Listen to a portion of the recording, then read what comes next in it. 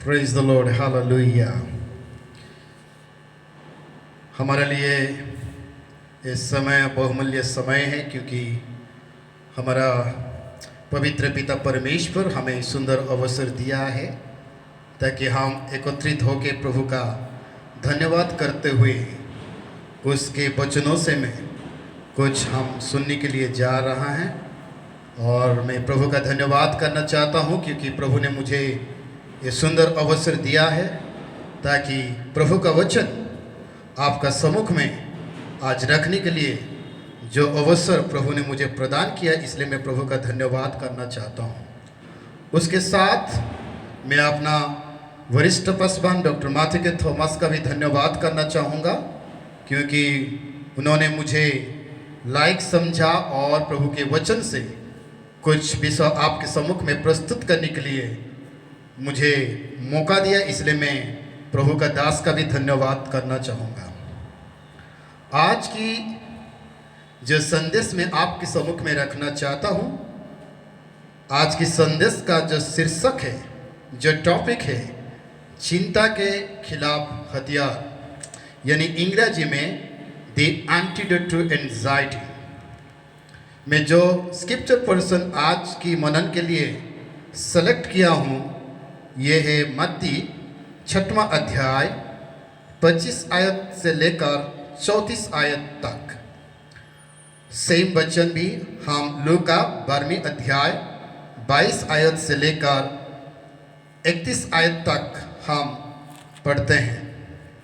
जैसे मैं आपको बताया कि आज की जो शीर्षक है वो है द एंटीडोट टू एंजाइटी, यानी इन हिंदी चिंता के खिलाफ हथियार।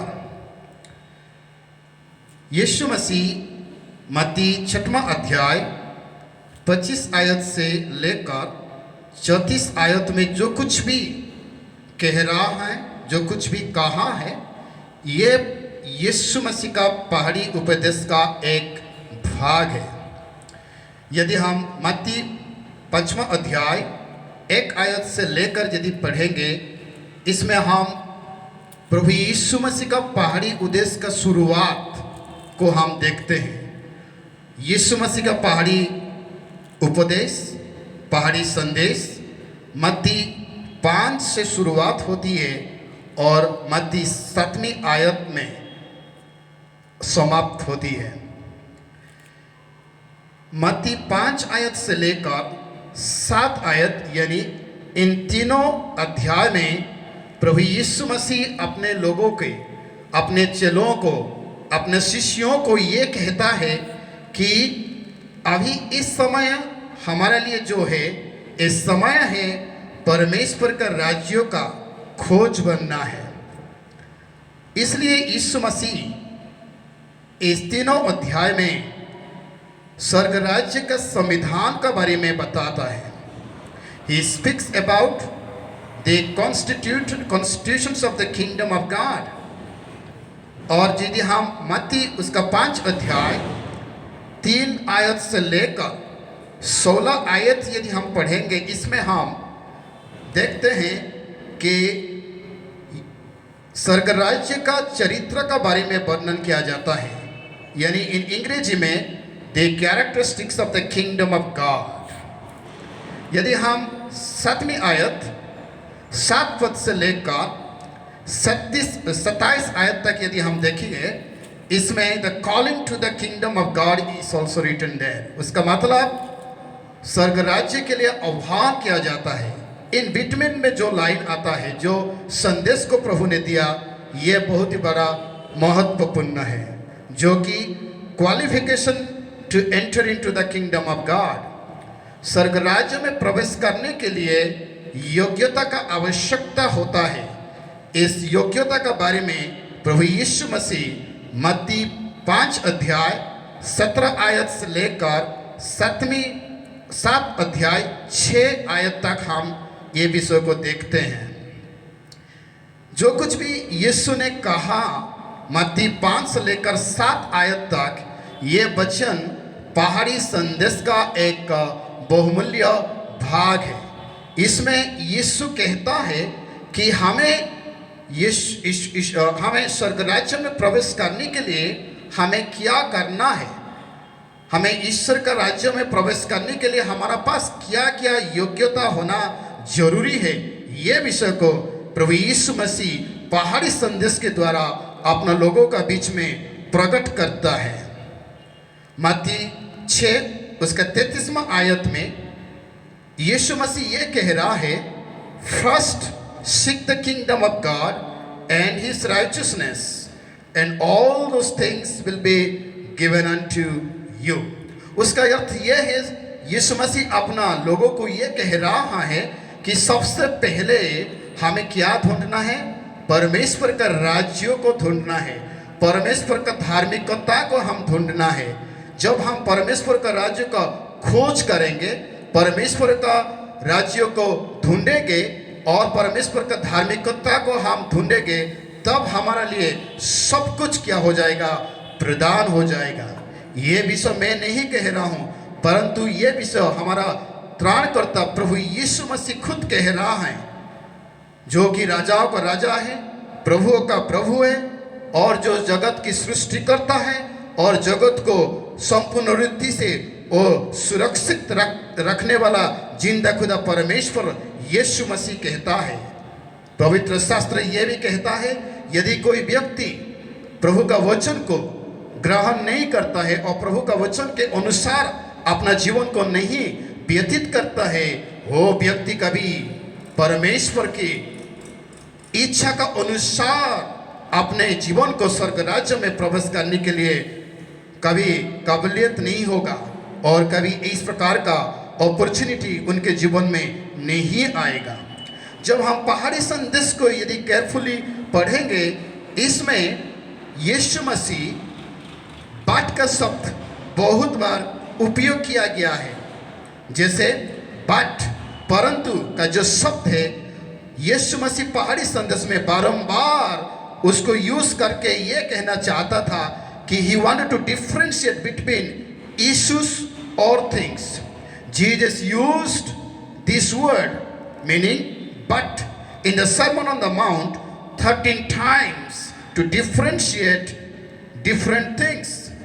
जब हम देखेंगे मत्ती उसका 5 अध्याय 22 आयत, 28 आयत, 32 आयत, 34 आयत, उसका 39 आयत, 44 आयत, उसका 7 मत्ती 6वां अध्याय 3 आयत, 6 आयत, 15वां आयत, 17वां आयत और 20 आयत, 23 आयत और उसका बाद में 33 आयत, इस पदों में यीशु मसीह परंतु का शब्द को उपयोग करके ये कहना चाहता है कि स्वर्ग राज्य का जो फिलोसॉफी है सांसारिक से अलग होता है।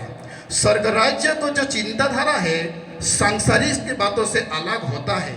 उसको समझाने के लिए यीशु मसीह परंतु का शब्द को बारंबार यूज करते हुए ये कहा 33वां आयत में, बट परंतु ये चीजों को ना ढूंढते हुए आपको स्वर्ग राज्य को बारे में, स्वर्ग राज्य के विषय में आपको सोचना है और स्वर्ग राज्य के बारे में हमें चिंता करने के लिए परमेश्वर का वचन के द्वारा यीशु मसीह हमें यह समझाता है।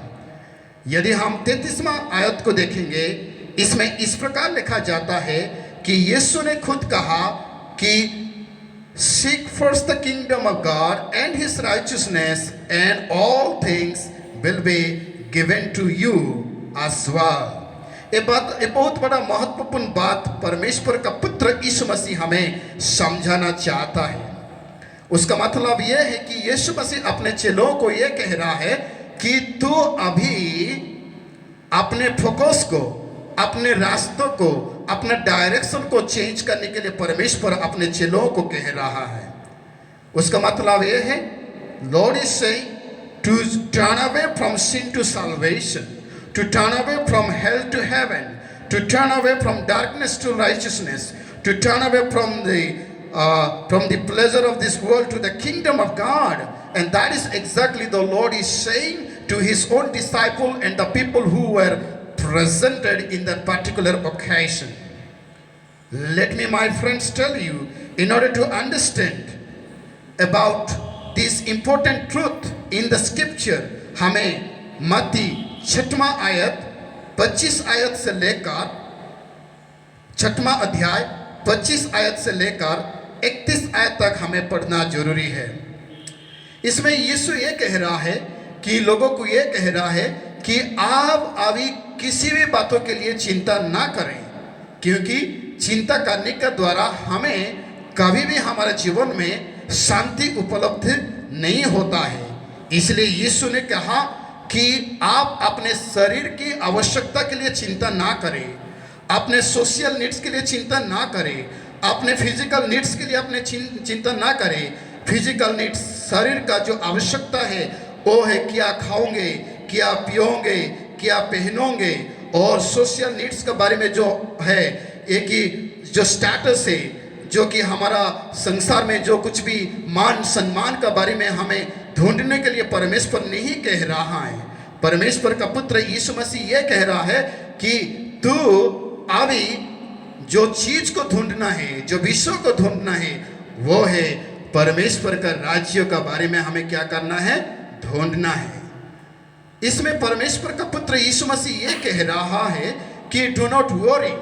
जो शब्द वरी का ओरिजिनल मीनिंग यह है कि रनिंग आफ्टर समथिंग मैडली। उसका मतलब पागल के समान किसी चीजों का बारे में पीछा करना, ये बात वरी का मतलब होता है।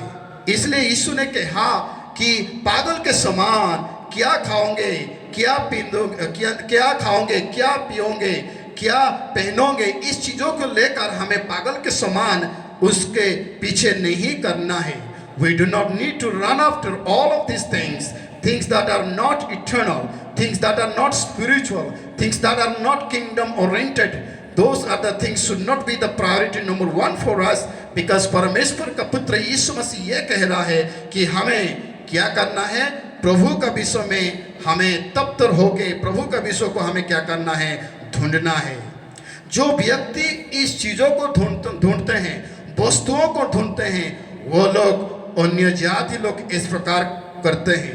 यीशु मसीह खुद कह रहा है मत्ती उसका 6वां अध्याय, और यदि हम पढ़ेंगे 25, 26, 27 यदि पढ़ेंगे, इसमें इस प्रकार कहा जाता है कि अन्य जाति लोग ये सब चीजों को क्या करते हैं, ढूंढते हैं। अन्य जाति का लोग को, वो लोग का मतलब ये है कि अनात्मिक लोग, सांसारिक लोग, जब परमेश्वर के वचन से विश्वास नहीं रखते हैं, उन लोग हमेशा क्या खाओगे, क्या पियोगे, क्या पहनोगे, इस चीजों को लेकर के ज्यादा से ज्यादा अपना प्राण, धन, मन सब कुछ इस चीजों के लिए उपयोग करते हैं। किंतु परमेश्वर का पुत्र यीशु मसीह हमें यह कह रहा है, इन चीजों के लिए आपने चिंता ना करो, परंतु चिंता करना है कि परमेश्वर की राज्य, परमेश्वर की धार्मिकता के बारे में हमें चिंता करना अवश्य जरूरी है। ये विषय को समझाने के लिए यीशु मसीह 3 आर्गुमेंट को प्रदान किया है। पहला आर्गुमेंट बड़ी से लेकर छोटी के लिए, the greater to the lesser. उसका मतलब 25वां अध्याय उसका डी भाग में इस प्रकार कहा जाता है, is not life and body more important than food and clothing. उसका मतलब यह है कि जीवन और प्राण और शरीर का सबसे बेहतरीन है, ये क्लोथिंग से बेहतरीन है और फूड से बेहतरीन है। Life is more important than food and the body is more important than cloth. हमारा जिंदगी खाने से बड़ा ज़्यादा है और हमारा शरीर क्लोथ से ज़्यादा इंपॉर्टेंट है। So we need to think about our life, think about our body in relation to eternity. हम आत्मिक बातों को चिंता करना हमारे लिए अति आवश्यकता है। दूसरी जो बात परमेश्वर का पुत्र यीशु मसीह इस प्रकार आर्गुमेंट को लेकर के आता है कि the lesser to the greater, the lesser to the greater. उसका अर्थ यह है छोटी से बड़ी।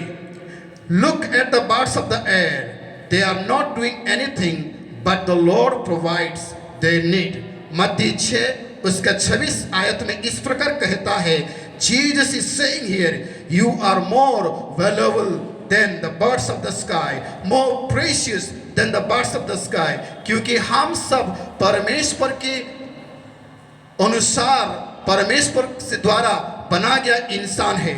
We are all made in the precious hands of the Lord. We are created in the image and likeness of God. So God will provide our needs. God will look after our needs. क्योंकि हम पक्षियों से बेहतर है, हम जगत के लोगों से बेहतर है, क्योंकि हम ईश्वर के लोग हैं। इसलिए परमेश्वर हमेशा हमारा क्या करेगा, सुरक्षित करेगा और हमारी मदद करेगा।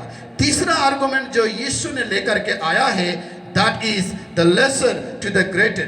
If God clothes the grass of the field, so also He will clothe you. That is what we see in verse number 13. यदि God is taking care of these small things, how much more He will take care of us.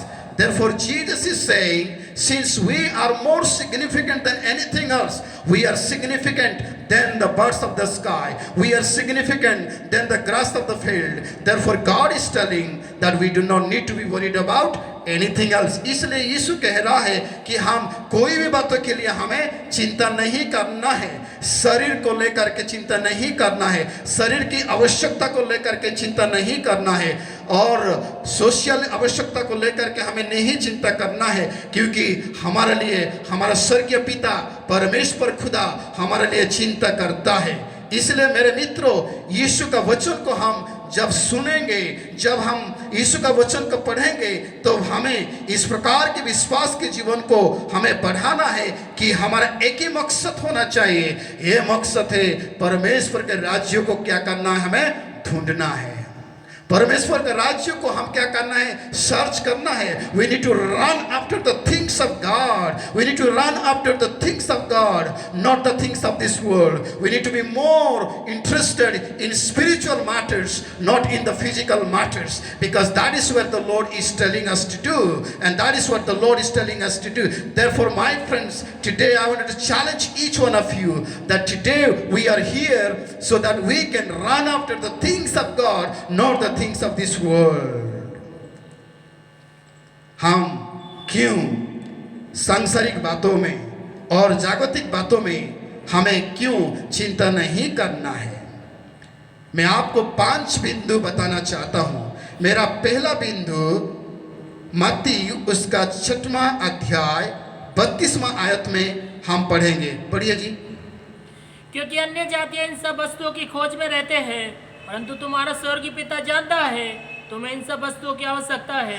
क्योंकि हमारा स्वर्गीय पिता जानता है कि हमारा लिए क्या क्या आवश्यकता है। मेरा पहला बिंदु, हमारे स्वर्गीय पिता हमारी आवश्यकता को जान जाता है, हमारा आवश्यकता को समझता है, हमारा आवश्यकता को जानता है। जब परमेश्वर पिता हमारा आवश्यकता को जानता है तो निश्चित रूप से हमारा ख्याल करेगा, हमारा निश्चित रूप से हमें प्रदान करेगा और हमारे लिए प्रबंधन करेगा। जैसे एक जागतिक पिता अपना संतानों के लिए सोचते रहते हैं, मैं भी एक पिता हूँ, मैं हमेशा मेरे बच्चों के लिए सोचते रहता हूँ, ठीक इस प्रकार हमारा स्वर्गीय पिता हमारे लिए निरंतर सोचते रहते हो। हमारे लिए चिंता करने के लिए हमारा स्वर्गीय पिता है, इसलिए हमें इन बातों के लिए चिंता नहीं करना है। परंतु अन्य जाति लोग चिंता करते हैं क्योंकि उनके लिए सोचने के लिए कोई भी व्यक्ति नहीं है। जो व्यक्ति यीशु मसीह से विश्वास करते हैं, जो व्यक्ति यीशु मसीह से भरोसा करते हैं, उन लोगों के लिए स्वर्गीय पिता निरंतर चिंता करते रहते हैं। इसलिए मेरे मित्रों, मेरा पहला बिंदु आपको सम्मुख में रखना चाहता हूं, वो है हमारा स्वर्गीय पिता हमारा आवश्यकता को जानता है। मेरा दूसरा बिंदु फिलिपियों 4 उसका 5 आयत में पाई जाती है। पढ़िए, फिलिपियों 4 और 5 आयत में, 4 का 5।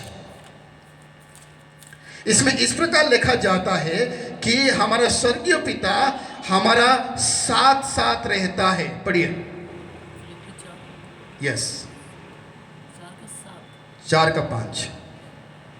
तुम्हारी कोमलता सब वस्तुओं पर प्रकट हो, प्रभु निकट है, किसी भी बात की चिंता मत करो। प्रभु निकट निकट है, इसलिए हमें किसी भी बात को चिंता नहीं करना है। जब परमेश्वर पिता हमारा निकट है, जो परमेश्वर पिता हमारा साथ है, इसलिए हमें कोई भी बातों के लिए चिंता नहीं करना है। यदि हम भजन 46 उसका एक आयत यदि हम पढ़ेंगे, इसमें इस प्रकार लिखा जाता है कि हमारा यहोवा परमेश्वर निरंतर हमारा साथ रहता है, मुश्किल घड़ी में हमारा साथ रहता है, दुख का बेला में हमारा साथ रहता है। इसलिए हमें किसी भी बातों के लिए चिंता नहीं करना है। मेरा तीसरा बिंदु जो है वो है मत्ती 6:37 में पाई जाती है। इसमें इस प्रकार लिखा जाता है कि we can do nothing about anything being worried, we can do nothing about being worried. उसका मतलब यह है कि हमें चिंता करके भी कुछ नहीं कर सकते हैं, क्योंकि हमारा पास ये योग्यता नहीं है, हमारा पास ये सामर्थ्य नहीं है कि हम कुछ कर पाएं। यदि हमारा पास ये योग्यता नहीं है, हमारा पास ये पावर नहीं है, शक्ति नहीं है, सामर्थ्य नहीं है कुछ करने के लिए, तो हमें इस बातों को लेकर के चिंता करने का एक व्यर्थ एक्सरसाइज हो जाता है। मेरा चौथा जो बिंदु है यह है मत्ती उसका 6:37 में पुनर्बार यदि हम पढ़ेंगे, इसमें इस प्रकार लिखा जाता है कि परमेश्वर हमारा भविष्य को क्या करता है, निर्माण करता है। God holds our future, therefore we do not need to be worried about anything. We do not need to be worried about our food, our clothes, our shelter and even our future, क्योंकि परमेश्वर हमारा भविष्य को निर्माण करने के लिए सहायता करता है।